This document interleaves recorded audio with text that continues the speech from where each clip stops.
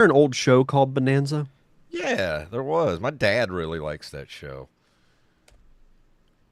I don't think I ever watched it, but I've heard it referenced in other shows.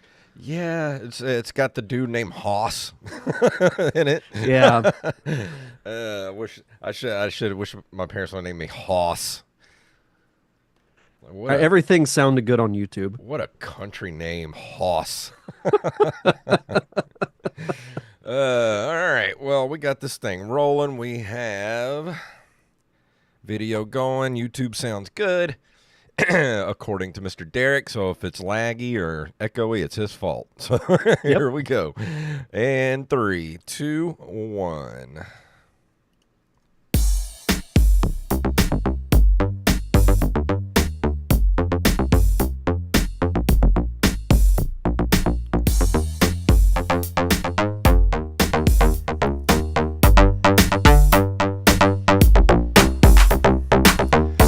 Greetings, programs, and happy 420, everybody.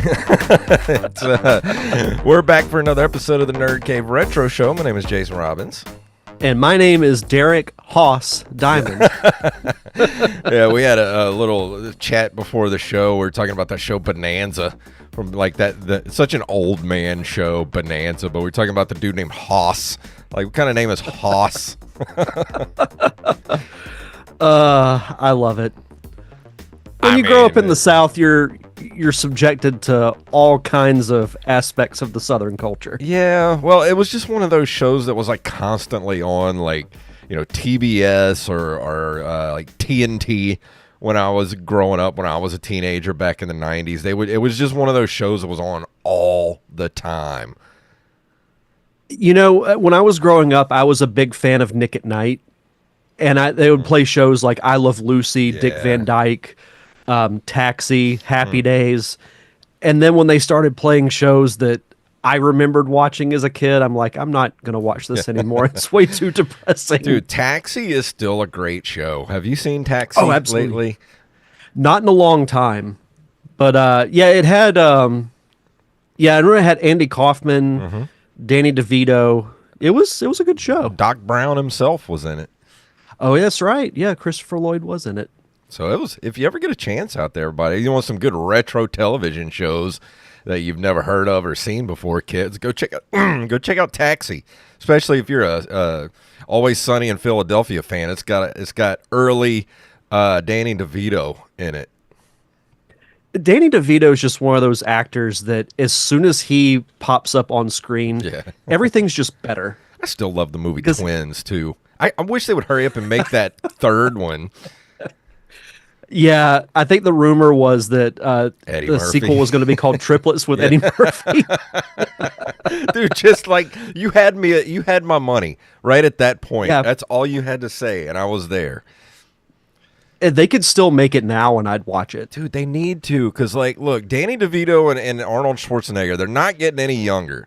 Like, they're already in their 70s, like late 70s at this point, I think. So just go ahead and do it. Even Eddie Murphy, I mean, he's got to be in his late 60s by now.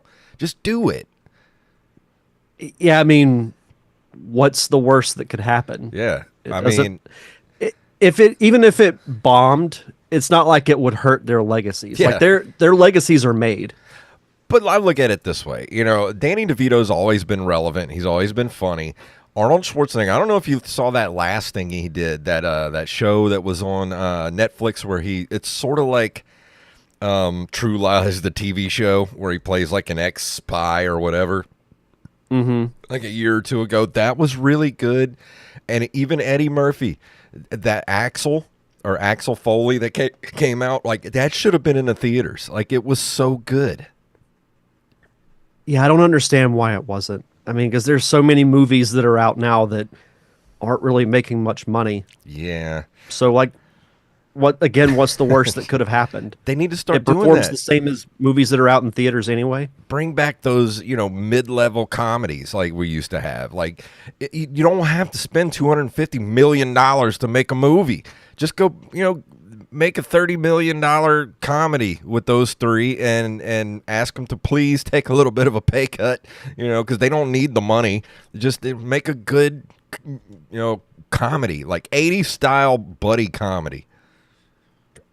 Well, I feel like now every movie has to be like a 2.5 or a 3 hour epic.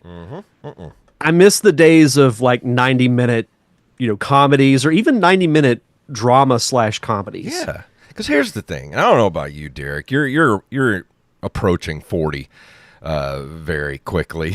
And I don't know how you're. I'm aware. Oh, and what's up, Nick, the horror game fan? How Shout you out to doing, Nick. But I don't know how you are, but my bladder isn't as elastic as it used to be when I was younger. So I can't sit through a 3-hour movie anymore without having to go to the bathroom at least 15 times. So a good 90-minute movie, that's the sweet spot, man. Just give me a 90-minute movie, I'm good. Let's see. Oh, Nick says, I prefer movies under 2 hours. I've gotten to where I do as well.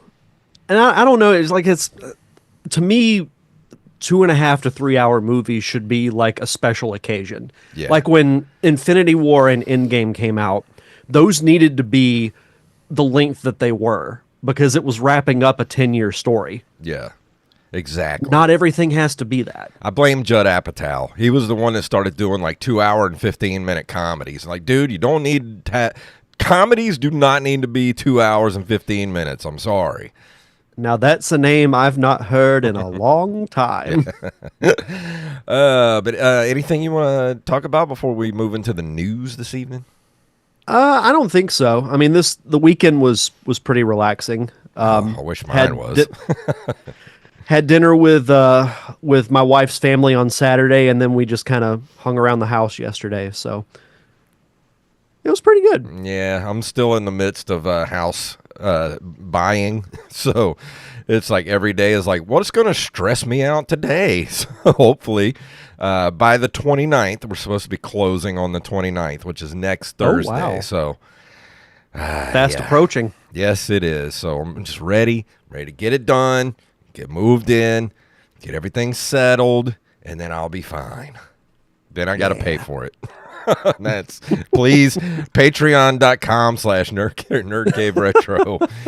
But Nick says Nick, to answer your question, yes, he did. Judd Apatow did do Knocked Up. Yeah, he did Knocked Up. What else did Judd? Oh, he did the 40-Year-Old Virgin. Yep. That genre of early 2000s comedies. But we got a lot of news to get to this evening. You ready to jump to it? Sure. Here we go.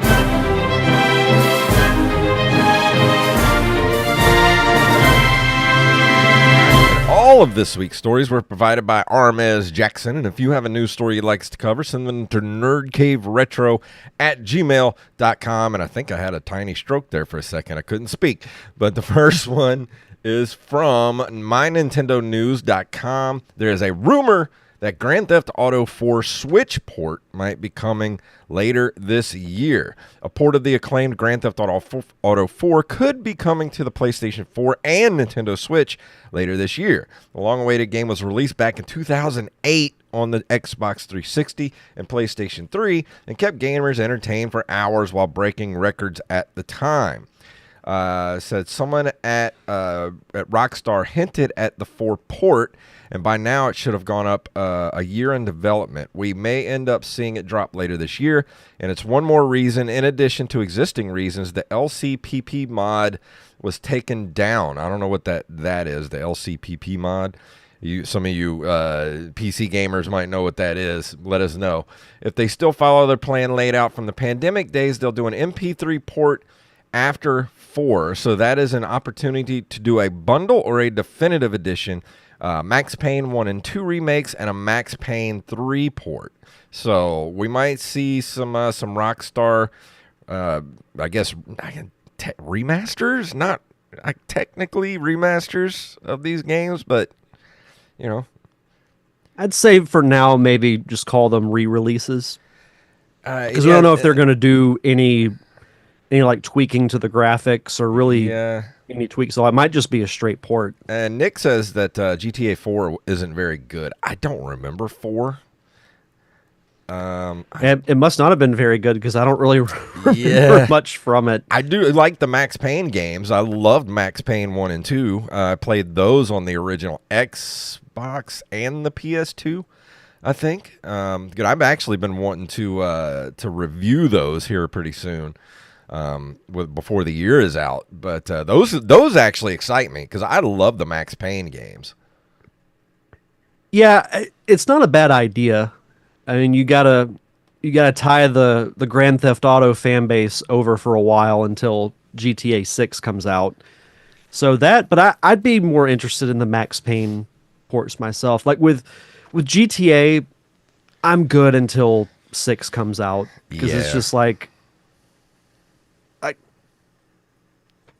I've played Vice City, I've played San Andreas. Like I'm good. I'm just Yeah. good to wait. And this next story kind of goes along with that last story as well.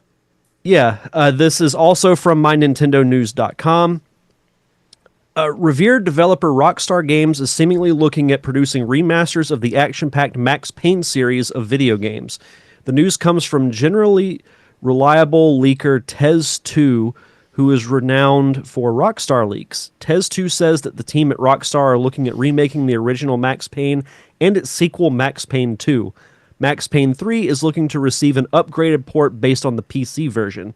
It should be noted that this is a rumor and that Rockstar has not announced any Max Payne remakes or remasters. I really think that if it would be a smart idea for Rockstar to remaster the Max Payne games. I mean, we were just talking about it. I love the Max Payne games. They had a great story. The games were weird and cool, and I love the bullet time. Now, if you brought me a remaster of that, I will play that again. Yeah, excuse me. Yeah, I don't think it would hurt to do that. I mean, we haven't seen anything new from the Max Payne universe in a while. And it's been a long time since he's been relevant, so Yep. why not? And maybe if they do a remaster, maybe we can actually get a good movie this time and not have Marky Mark as Max Payne. Funny enough, I was just thinking that exact same thing. I think we're all that's thinking that. that's the thing that I remember the most about Max Payne was the movie.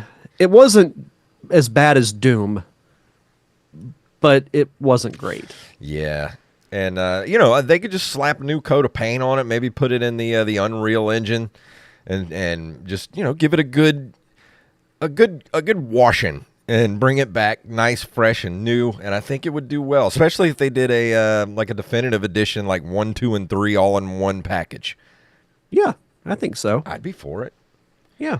This next story is Nick says Remedy owns the IP now. I did not know that. We'll have to look into that. Yeah. This is from Gematsu. I hope I'm saying that correctly. Gematsu.com. Neon Inferno launches in Q3 2025 for PS5, Xbox Series, PS4, Xbox One, Switch, and PC. Neon Inferno, a fusion of 2D run-and-gun and gallery shooter set in New York City 2055 from Steel Assault developer Zenobia, will launch on the PS5, the Xbox Series, PlayStation 4, Xbox One, Switch, and PC via Steam in Q3 2025. And it says, taking inspiration from classic titles like Contra and Wild Guns, Neon Inferno splits action into the foreground and background with a variety of enemies and bosses and levels set to a dystopian New York City of 2055. And they have a little announcement trailer here. This actually looks kind of fun. I'm into this. First of all, I love the logo. Yeah. It has that perfect blend of like 80s neon retro kind of feel. It looks like And Kung yet- Fury, doesn't it? Yes. Yeah, that's exactly it. Yeah. I would love to play this. It looks fun. And some of the key features, a dynamic blend of side scroller and gallery shooter where the action takes place in both foreground and background, glorious 32-bit style, 2-player co-op, and an arcade challenge. So that sounds I interesting. think I might have to get this on the Switch. Now, I know the Switch 2's coming, but I'm still perfectly happy with my Switch, so that's probably where I'm going to get it. Unless it drops on Game Pass, it drops on Game Pass, then I'm not going to worry about it. Well, in an update to the Max Payne story we were talking about, yeah, it says here on RemedyGames.com that they will remake the iconic Max Payne and Max Payne 2 as a single title in a development agreement with Rockstar Games. Fantastic. We are manifesting. Let's manifest some more stuff here, Derek. Let's have the Patreon hit $1 million by the end of this month. $1 million. Let's see. From NintendoLife.com, Nintendo expands Switch's Online's 64 library with another game. Fighting game and Rare fans are in for a treat with Nintendo adding the 1996 N64 release Killer Instinct Gold to the Switch Online expansion pack service. As long as you have an active subscription to the expansion pack tier, you'll be able to update your Switch app and play it right now. Here's a bit more about it. Killer Instinct Tournament is back in this classic 1996 fighting title originally released for the N64 system. Pick from a roster of 10 killer fighters and test your instincts across multiple explosive game modes. Battle other fighters in classic arcade mode. Pit your favorite characters against a friends in team mode, or face off in the round-robin style tournament mode with up to 8 players. You know what this I'll be honest, Oh, no, go ahead. I was just going to say, I've never played Killer Instinct Gold. Really? I was a fan of the original for the Super Nintendo, but for some reason I just never got around to playing Killer Instinct Gold. So I'll have to check this out. You know what this reminds me of? We used to have an arcade in the mall called Aladdin's Castle. And my buddy Josh, who used to work at one of the big stores out there, it was like Dillard's, I think it was. And on his breaks all the time, and after work, he would go play Killer Instinct at the arcade. And he was getting really good at it. And so then they had I remember they had a Killer Instinct tournament on a Saturday. And he wanted me to go with him. He's like, I want to go enter the tournament. Like, all right, let's do this. So we went there, and, you know, he signs up and everything. And he gets up for his turn to start his round, and he gets up with this little Asian kid who could barely see, like, up above, like he's like his eye level with the controls. Like, this kid is so little, and proceeded to whip his ass like it was nothing. And he got busted out in the first round. I was like, dude, you just got murdered by like an 8-year-old kid. Those kids and their quick reflexes. I know, man. I miss having them. Yeah, there was something similar years and years ago. Me and a couple of friends went to Atlanta for a Pokemon gaming tournament. And we all thought that we raised our team pretty well, and all but one of us got bounced in the first round. Mm-hmm. And I had one friend make it to the second, but he was out like that. I'm like, well, there's a nice looking Chinese restaurant down the road, so we can go get some lunch. I remember me and Jacob from the Open Micers, we had to go play we had a show in, where was it? Panama City, Florida, a few years ago that we went to, and it was kind of a half biker bar, half nerd bar.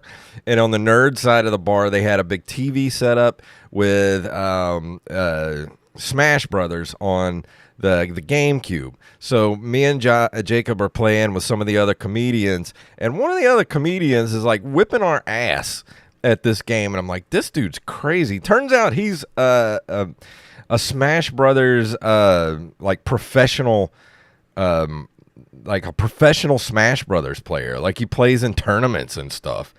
Like, dude, that's not fair. Are you just gonna like whip all our asses and not let us know that? Yeah, that's something you disclose before you start playing. Yeah. Yeah, and Nick says he had an Aladdin's Castle at a mall in Wisconsin. What was your arcade of choice that you guys had out there when you were kids? Let us know. There was an Aladdin's Castle at the mall in, I think it was Fort Walton Beach. But I'm trying to remember. I can't remember the name of the arcade that was in the mall, down the road from the house I live in now. I went in there a few times, but not as much as I would have liked to, but I'd have to look up the name but I can't remember it off the top of my head. Remember we went to some kind of scout thing when I was a kid or something over to I think we were in Pensacola, and I remember going to a big arcade over there in the mall and playing, and my mom gave me like $5 or $10 to go over there on the trip with to buy lunch. But I ended up spending all my money on Return of the Jedi in the arcade, and I had no money to eat. My mom got so mad at me because I came home starving because I hadn't eaten all day. Well, you got to do what you got to do. I mean, it's Return of the Jedi. Yeah, of course. But this last story is from TimeExtension.com. Super Technos World River City and Arcade Classics is out now.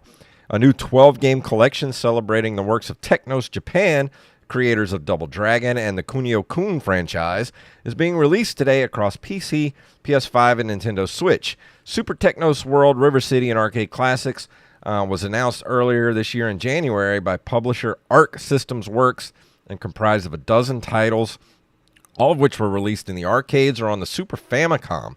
Let's see. These games span a range of different genres, from sports titles to beat 'em up to puzzle games. There's almost a guarantee to be something in here that you'll enjoy. You can also expect a bunch of new quality of life features added in, such as bug fixes, online versus and co-op play, and a suspended save feature. Here's a list of some of the titles. We have River City Renegade for the Super Nintendo. Kunio's Dodgeball Time. Come on, guys. Downtown. Come on, guys. Downtown River City Baseball Story. Kunio's Odin. The Combat Tribes. Sugaro Quest plus Dicenics. What? Say that 10 times fast. Dun Quest. Super Dodgeball. I'm not even going to try to pronounce that. There's X's and commas all throughout it, so I'm not even going to try. China Gate, the Combat Tribes, and Shadow Force.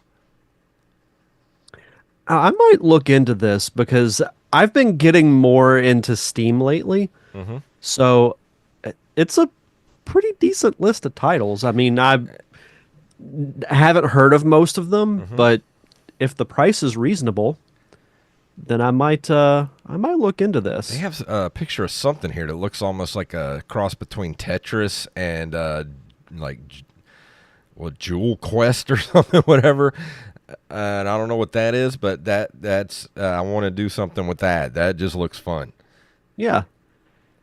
Yeah, it does. It doesn't say how much it is though.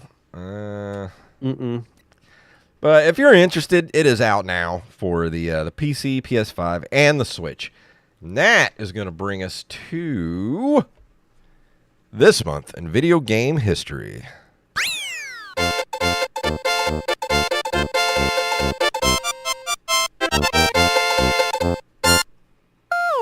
On May 12th of 1989, Konami releases Teenage Mutant Ninja Turtles for the NES in Japan, one of the first video games based on the 1987 animated series being released after the show's second season.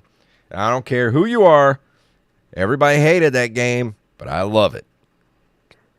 They only hated it because of the damn level. Yeah. We talked about it before. That damn level should have been later in the game, not like right up front. Yeah, it's still a fun game to play. I mean,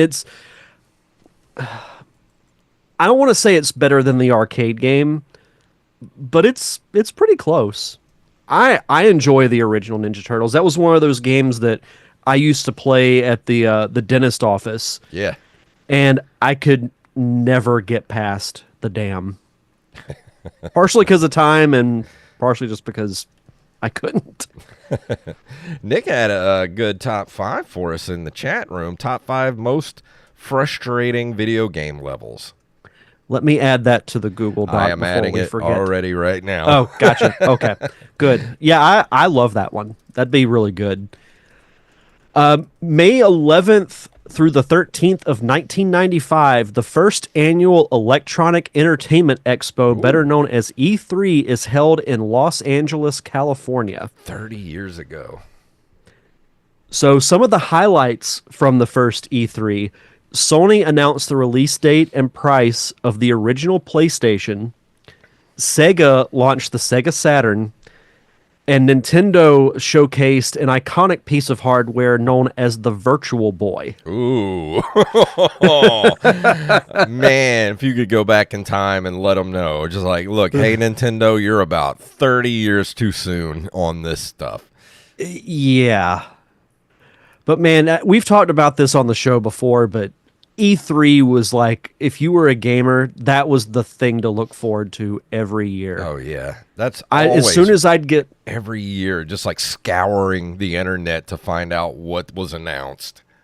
As soon as I would get home from school, I would head straight to a computer Yeah. and look up, what all was going on. But yeah, it says here, the N64 was showcased prominently as well. It was presented in a near final state of development, and games on display for Super Nintendo included Donkey Kong Country 2, Earthbound, and Killer Instinct. It's crazy how Nintendo released one of their most iconic consoles and their biggest failure at the exact same time. Yeah. That's crazy to think about. But yeah, there's actually quite a bit of games that were featured at the original E3. You can go on the Wikipedia page, and it has it broken down by developer. Oh, that's cool. Yeah, so it's actually pretty extensive. But Ooh, wow, that is. on one hand, I miss E3, but I don't think E3 fits in with the modern culture. No, not when everybody can just announce whatever they want to announce at any time. It's like the current day internet kind of ruined everything. It's funny because Nintendo, they ruffled a lot of feathers when they started doing their directs, and they wouldn't go to E3 anymore. Everybody else followed suit. And everybody else does it. Yeah. Oh, man. Also on May 11th of 1995, you said it just a second ago, Sega released the Sega Saturn console in North America. One of these days, I'm going to get a Sega Saturn. There's not too many games that I'm interested in playing for it, but I just want to have it just to have it. I would like to have one too, but like you said, there's not a whole lot for it that I actually want to have. I think the first Sonic compilation came out for the Sega Saturn, and I'm like, oh, you guys are already going back to the well with the original Sonic games. I couldn't tell you how many times those games have been released in compilations. Yep. It's insane. And I swear for every console they've been re-released. But finally, on May 9th, 2005, Namco and Nintendo released Donkey Konga 2 Hit Song Parade for the GameCube in North America. Donkey Konga is a guilty pleasure game of mine because literally you have a controller that looks like a set of bongos, and you play like songs that were a hit at the time, or like songs from the 80s or 90s. And that's really all you do. And it's actually quite fun. It's kind of like Nintendo's version of like Guitar Hero or Rockstar. Yeah, I was just thinking about that. It's early versions of that type of stuff. I wonder when did the first Rockstar game come out? Let's see. Rockstar video game. No, not the Nickelback song. You mean Rock Band or Guitar Hero? Which came first? Rock Band. Rock Band is what I meant. Rockstar is the company. Which one came first, though? Was it Rock Band or Guitar Hero? Good question. Let's see. Okay, the first Rock Band was released in 2007. Okay, and Guitar Hero was in 2005. Might have to review Guitar Hero at some point. Yeah, I don't have any equipment to play those games anymore. I loved Guitar Hero Aerosmith. That was such a fun game. And then you'd get to duel Joe Perry at the end, and it was just like impossible to do. Yeah, I had the Van Halen one too. Oh, I forgot about the Van Halen one. That'd be fun. Yeah, that was a good one. Fun to do. Oh, yeah. But that brings us to the end of this month of video game history. And before we go into the review tonight, Derek, would you like to do our Patreon shout-outs? As always, we like to do our awesome shout-outs to our awesome patrons at patreon.com/nerdcaveretro. We want to shout out Riley, Romualdo Marquez, Mr. Wally Phelps, Nick W., Eld the Zombie, Yup Fed, a.k.a. Knife, James, a.k.a. at Jimbo Jr. on our Discord, Raven, Danny House, Justin Nispel, Daniel Salmon, Mr. B-Res Coffee himself, Mike Evelyn. Oh, and happy birthday to Mr. Mike Evelyn, who yes, happy belated birthday to Mike Evelyn. Yeah, absolutely. Mr. Tyler Watson, Axblade07, Armez Jackson, Carlos Longoria, a.k.a. I am the Rampage, Steph Sargent Sketch, Gus and Penny, Matthew Salmon, Joey Mary Potato, a.k.a. a violinist, pianist, and overall enjoy of music. And as I read that, I hold my energy drink with my pinky sticking out. And I have to let everybody know, if you're a new listener, every single week, Joey gets weird text messages calling him all kind of different names every week. So that's why it's why we always add to it every single week. And you know, for some reason, they said he was a violinist, pianist, and overall enjoyer of music at one time. So that's why all that's in there. Which, how funny would it be if it turned out he was actually like a very talented violinist and a piano player? Yeah, we don't have to do it as like a thing on the show, but I'd love to do top 5 Joey Image nicknames. I'm for it. That he's received through those weird voicemails. And last but not least on our Patreon list, Mama Diamond. Donna Diamond, thank you all so very much for being an awesome part of our Patreon community. For as little as $1 a month, you get early access to our bonus episodes, which I know coming up soon we'll be recording the finale of our Nerd Cave Retro Quest D&D campaign. If I know you just released part 2 to the public, and the title might be a little strange, but it'll make all the sense in the world. Yeah, once you listen to it, please go listen.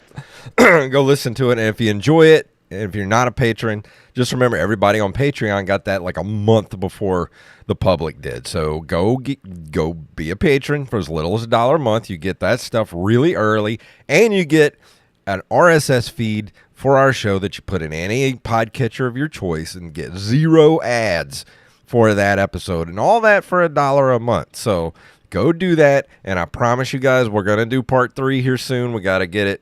We got to get everything smoothed out, nailed down, and we'll do it ASAP. Got to dot some I's and cross some T's, and then we'll make it happen. But if you want to be a part of our awesome Patreon community, just head over to patreon.com/nerdcaveretro. And for new patrons, be sure to send us your social media information so we can give you a proper shout out. And tonight we're going to be talking about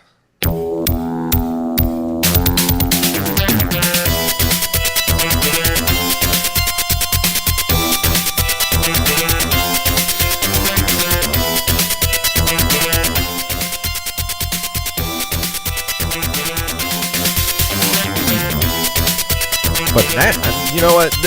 I just want to listen to that music all day. That music's actually really good.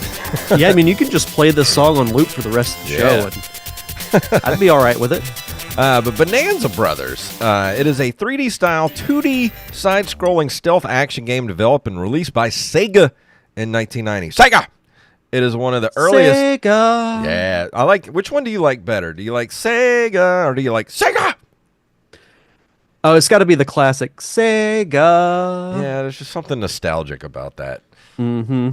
But it was one of the earliest arcade games powered by the Sega System 24 arcade system board. It was ported to various home systems, including the Mega Drive, Genesis, the Master System, the PC Engine, TurboGrafx CD, and several home computers. Now, I have never heard of this game until a few weeks ago.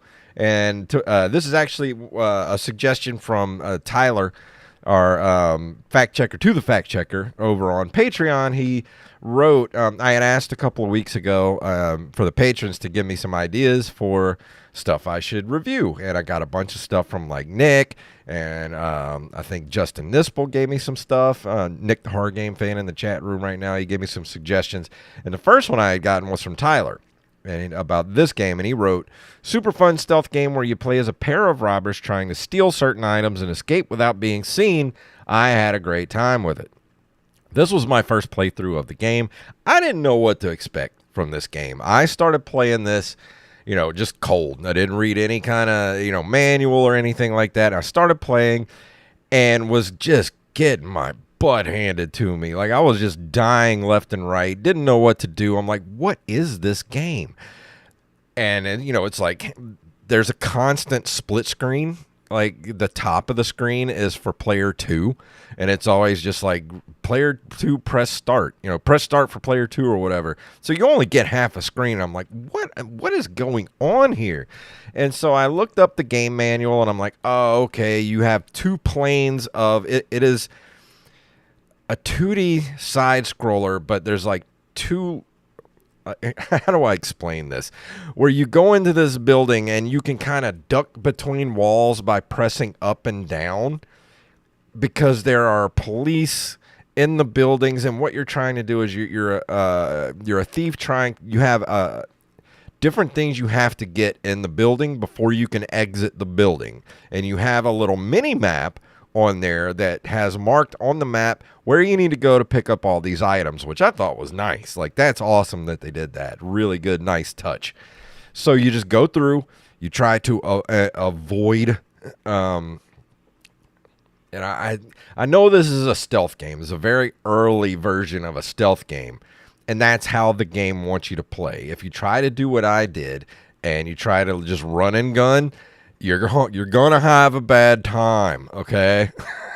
Don't do that. Play how the game wants you to play. There's line of sight with the police. You just kind of duck behind walls. You can open doors on police officers and kind of smash them into the wall. And you can also kind of like really quickly jump over them or get around them, and where they can't see you. And one of my favorite things to do in the game, I only made it to level 5. There's 10 levels in this game. I made it to level 5, and one of my favorite things to do in the game, I wrote in my notes here, why are there police in riot gear hanging out in these buildings? There are police with riot gear in these buildings, and you get to like level 4, I think it was, and you can have these switches on the wall where you can get them to walk closer to you or whatever, like kind of lure them to you, and you flip the switch and it'll drop like this big hydraulic press and just smash them. It was one of my favorite things to do in the game. Yeah, and I watched some gameplay of this earlier today on YouTube. With the being able to kind of like duck around walls and really hide from the police is kind of advanced, I feel like, for a 2D side-scrolling stealth game. Because if you think about the mechanics of a 2D game, there's really only so much area you can cover, or area that you can go to. So to add that, I thought was a little innovative, honestly. And like you, I had never heard of this game until you said you were going to review it. But it looks fun, just from watching it. It seems like a game that I'd probably get into, because I'm not a huge stealth game fan, but this looks unique enough that I might enjoy it. Yeah, I'm not a stealth game fan either. I don't like stealth games. I am a run in, guns blazing type of gamer. That's what I like to do. I don't like playing games like Assassin's Creed or Metal Gear. And speaking of Metal Gear, Metal Gear, the original Metal Gear for the NES was an 8-bit stealth game, which I kind of got. You can very easily visualize that because it's a top-down, almost Zelda-like, that top-down where you can kind of be in a 3D or 2.5D space, where you can duck behind things and kind of avoid line of sight. And I was like, how are they do this on a straight on like 2D plane game, like platformer? And they kind of pulled it off on this game, and it kind of surprised me, and it actually became really fun after a while. And I'll admit, when I first started playing this game, I was going to have some choice words for old Mr. Tyler Watson. I was like, man, he trolled me. He trolled me hard. This game sucks. But once I looked up the manual and then looked up a little bit about the gameplay and learned, oh, that's how you play this game. That you kind of use the mechanics of the game to play how it wants you to play, then you can really start to have fun with it. And I didn't get to play 2-player. I imagine 2-player is pretty fun. I mean, I would like to actually try it one of these days with you or whoever. I think it would be really fun to try 2-player with this. Yeah, I'd be interested to see how the 2-player mechanic works. And kind of going back to your first impression of when you started playing this game, I thought it was a little weird that even though like this is an arcade game, but they ported it to a console, having that half screen, but it being at the bottom is a little that would throw me off. Like if you were to do player 1 at the top and player 2 at the bottom, like I could see that, but I don't know, maybe the ability to finagle the way the game looks without having that screen that says 2-player. Yeah. Maybe it just wasn't feasible. Yeah, because I was thinking about it was a little weird. It would maybe distort the and I kind of understood it after a while. But what if you're an only child? You didn't have any friends. Like it's just gonna make you feel kind of sad every time you play the game. Like, I don't have a player 2. The song "All by Myself" comes to mind. And I honestly, when I first started playing the game, I thought the graphics looked terrible, especially for a 16-bit Sega Genesis game. And we've seen some really good Sega Genesis games on our years doing this show. And even, I didn't have a Sega Genesis growing up. So we've gotten to play a lot of Genesis stuff on, reviewing stuff on the show. And we've seen some really good graphics on, games, Genesis games on this show. This looked like something that was like early black box Nintendo kind of graphics. Like, it was not 16-bit at all. The game sounded good. Yeah.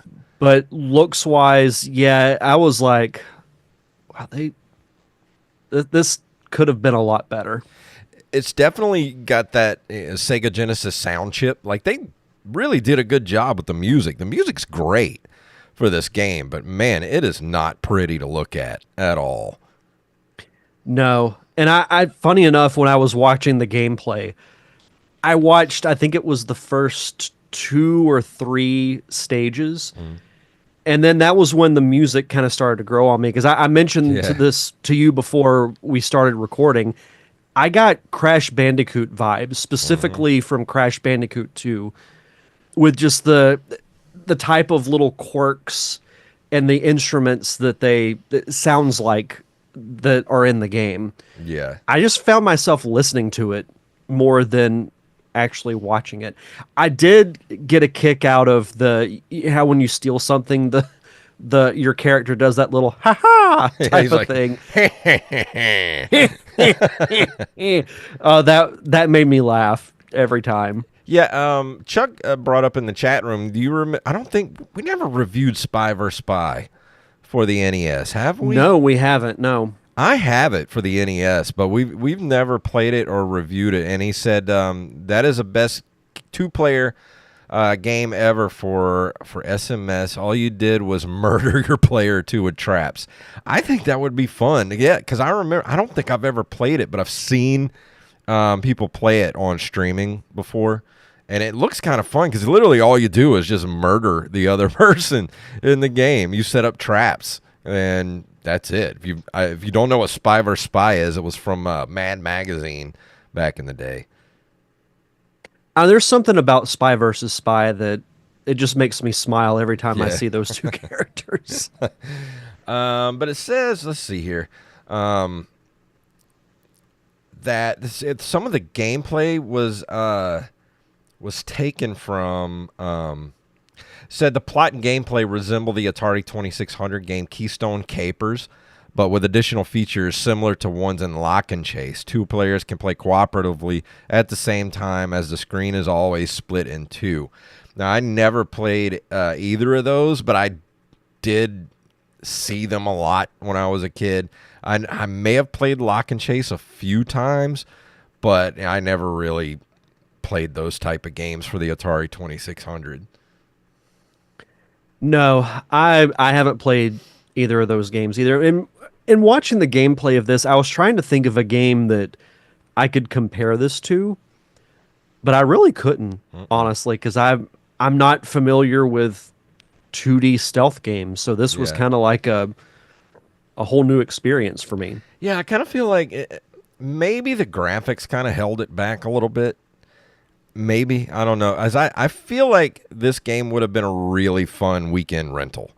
Like, I don't think this would have been something I would have bought, but at the time when it came out, I would have had a blast with this over a weekend, or 'cause it's not that long of a game. I mean, I played it for like an hour and I got to level 5, so I probably could have beaten it if I'd have played it for a few more hours. I just didn't have a whole lot of time this week to play it, but I got halfway through the game in an hour.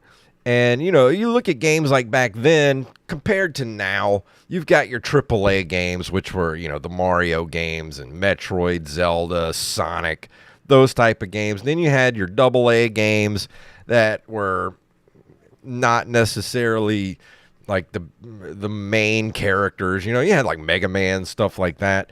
But then you had your just regular tier games that were just kind of fun shovelware type of games, and this kind of slides right into that category. Like a good weekend rental. Like not something you'd probably want to buy, but this would have been a great rental.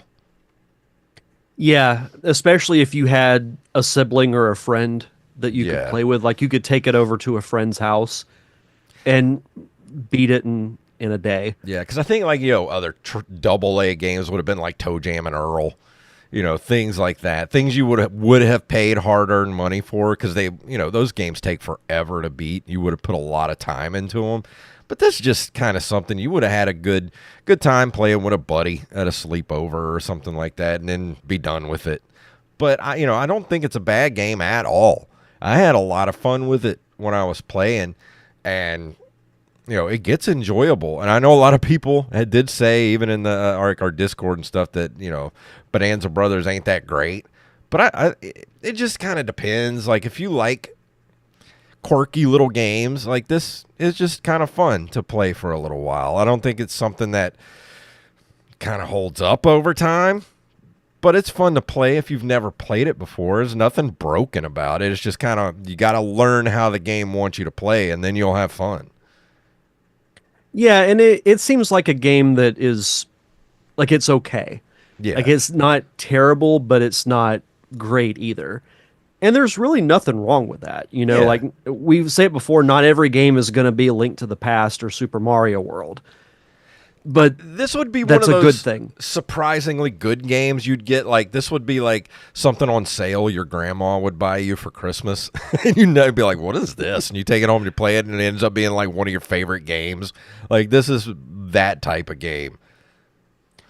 That's actually a really good analogy. Yeah. I like that. There was a lot of games I played when I was a kid that I would get from relatives who knew I loved Nintendo, and they would get me, you know, games that were just kind of like on the sale rack. And it ended up being a great game. That's how I got most of the games I got when I was a kid. Heck yeah. But yeah, and like you said, once I got to level 4, I was honestly just bopping along with the music. The music for this game is great. Yeah, it's got that little bit of the 16-bit iconic sound that, you know, we all know and love.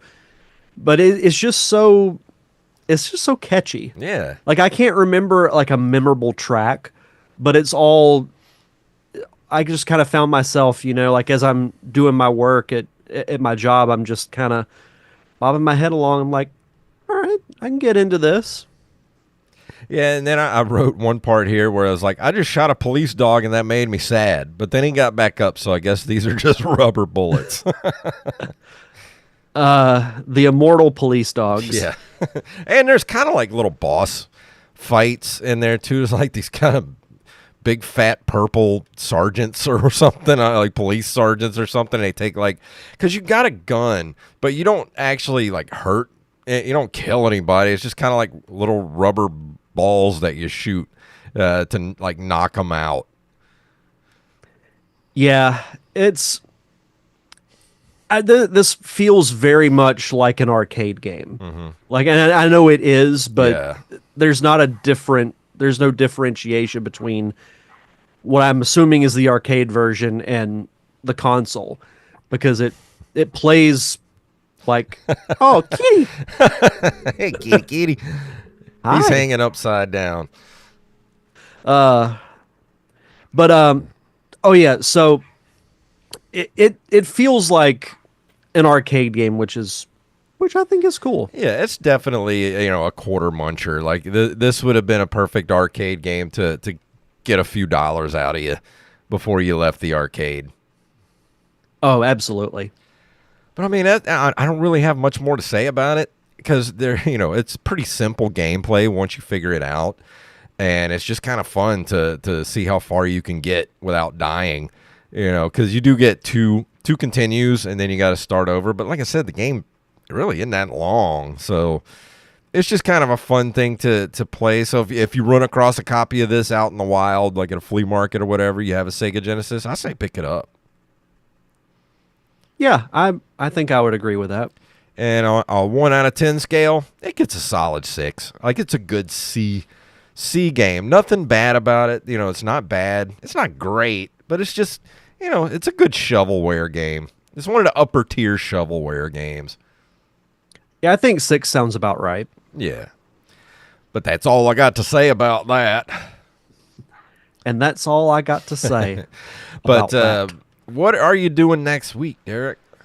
So I have a list of things that I plan to review over the next few weeks, but in looking at it, I'm like, I'm not really feeling any of them right now. And then I started looking at Steam, and I found a nice little combo deal where you can get multiple versions of the Aladdin and Lion King games. Oh, yeah.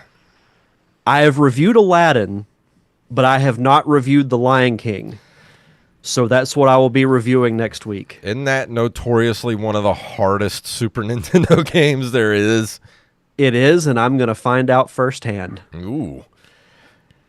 Good luck, my friend. I seem to be the one that falls on the sword of the obnoxiously awful or difficult games. Well, here's the thing. For my next review, I was going to do Contra Hardcore that Nick, the horror game fan, wanted me to do, but I might push that back. Since you're doing The Lion King, I just got a copy of The Little Mermaid for the NES at the flea market. There's a Little Mermaid game? Yes, for the NES by Capcom. And from what I hear, it's pretty difficult. So I think I might review that for my next review, and then I'll get to Contra Hardcore for Nick, the horror game fan. All right. A Disney doubleheader. Yeah, we'll do 2 Disneys. I like it. For the coming up in the next couple of weeks. So I've never played The Little Mermaid, but I've heard it's pretty difficult. I could see that. So we'll see. And I've watched some gameplay already of The Lion King, and I've heard the stories, but it's time to find out if there's any merit to them. I just can't wait to hear how frustrated you get with The Lion King, because I've heard a lot of horror stories about that game. Well, the cool thing about Chuck says you have to sing the movie songs while you play and make Angelina. No, you do not want to hear that at all. Trust me. Oh, man. That'd be great. Where the people are. Poor unfortunate souls. All right, well, let's move on to listener reviews before we get out of here. By Nick W. And he says, if you want to leave a listener review too, go to our Discord, and there's a listener review tab on there. You go submit your review, and we will read it on the show. And he says, for my listener review, I'm going to review Doom: The Dark Ages. It's the newest game in the Doom series, which has been around since 1993. Doom: The Dark Ages is a prequel to the events that happened in Doom 2016, which I also recommend. All the Doom games are available on Xbox Game Pass. In Doom: The Dark Ages, you get several new weapons, all which are fantastic. You get a shield, which has a saw attached to it. That's awesome. You can throw the shield saw to easily damage enemies. Another new addition is a flail. My favorite new weapon is the Ravager, causes its upgrade, allows you to get health pickups as long as you're holding down the fire. All the weapons can be upgraded at Sentinel stations, assuming that you have enough gold. You can also upgrade your melee and shield. Some enemies have a green ball that they shoot at you. You can use shield to basically parry and send it back to damage the demons. Halfway through the game, you get runes equipped from lightning to a shoulder-mounted auto turret gun. That's awesome. Throughout the 22 chapters, God, that's a lot. You will encounter leader enemies, which, when taken out, either give you increased health, armor, or ammo. The chainsaw was replaced by the flail, and the BFG is not in the game either, as it was replaced by another weapon. The game is gorgeous, and I highly recommend Doom: The Dark Ages. I also recommend Doom 2016 and Doom Eternal. It's funny you brought this up, because I've been wanting to go back and play the Doom 2016 game, because I've heard nothing but good things about it. And I never played Eternal either, so I might actually, over the next few months, play those since they're on Game Pass. And also the new one is on Game Pass as well, Doom: The Dark Ages. So if you enjoyed it, let us know out there, everybody. Nice. Yeah, absolutely. But that's going to bring us to the end of the show. And Derek, please tell me what's going on in your neck of the woods. So I mentioned last week, I'm going to be producing a new short film that we're going to be filming hopefully next month in Pensacola, called Wired for Sound. It's Nice. a psychedelic thriller that my friend Chad Sanders wrote and is going to be directing as well. You can go to Facebook or Instagram at Wired for Sound Movie to look at the GoFundMe tiers that we've come up with, and we shot a teaser for it back in February, I think, and Chad put it together, and it's on YouTube, and it's also on the social media pages as well, so you can kind of get an idea of what the movie's going to be about. My cat is behind my my computer, so all I see is two little ears sticking up over the back of the computer.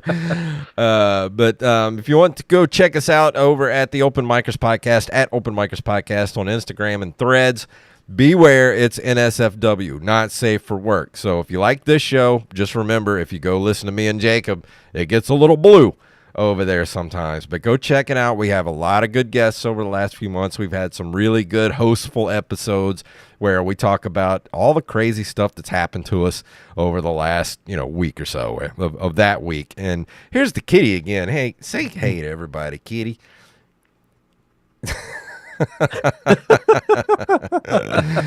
But yeah, go check Kitty's out like, the Open. Get me out of here. Yeah, go check out the Open Micers Podcast, everybody, at Open Micers Podcast on. I keep wanting to say Twitter. Stop saying Twitter. It's on Threads and Instagram, and that's going to be everything. Is that everything, Derek? I think so. Well, let's go ahead and walk out the door. If you want to leave us a voice message, go to voicecast.app/NCR. You don't have to sign up for anything. You just go there, leave a message, and that's it. And that's all you got to do. You don't have to download anything. You don't have to put any information in. That's all you got to do. Leave us a message. We'll play it on the show. Or you can email us at nerdcaveretro@gmail.com. Also, nerdcaveretro.com is our link tree. That takes you everywhere you need to go. All the socials, all the Patreon, and of course the merch shop, which is ncrmerch.com. We got all kind of styles of different things to choose from over there, from t-shirts, hats, magnets, bags, mugs, all kind of stuff over there. And go help us with money. And if you can't, I understand. Times are tough. Leave us a review and or a 5-star rating on all the podcasting platforms. So Derek, please tell them what it's all about. May the way of the hero lead to the Triforce. Yeah. Master Blaster runs Bartertown. And that is an episode. Woo. All right, well, everybody, well, thank you for hanging out with us tonight. And let me play our little outro here. Thanks, all of you, for hanging out with us. Chuck and Nick, you guys, I love seeing the chat room going while we're podding. So thank you guys for Casting hanging out pods. with us. Yeah, casting the pods. And be right